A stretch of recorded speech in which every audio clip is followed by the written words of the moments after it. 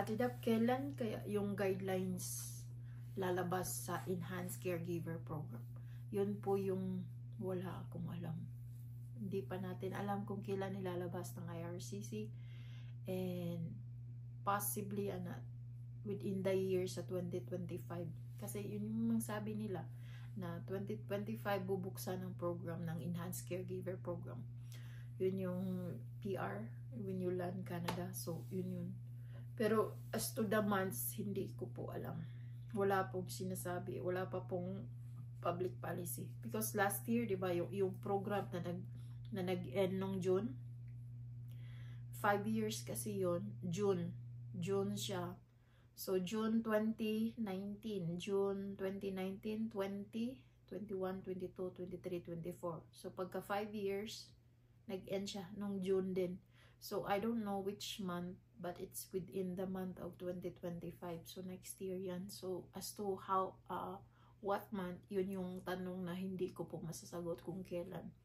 But, yun po, wala naman yatang mag-expired na mag-expired na documents. Kasi 'di ba ang IELTS, if nag-exam ka 2024, so 2 years kasi ang IELTS.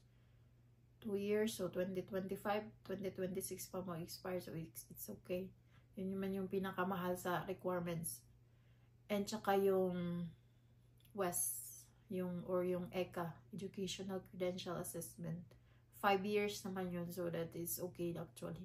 Maliban na lang doon sa mga minor mong requirements na siguro NBI is 2 years. So, I guess that's okay within 2025 kung mag-announcement sila what month. So, walang problema sa requirements mo. Maliban na lang kung ang IELTS mo is kinuha mo nung 2023, 2025, possible mag-expire na yan. So, hopefully, no, mag-open na sila, mag-public policy na about sa guidelines ng guidelines ng Enhanced Caregiver Program.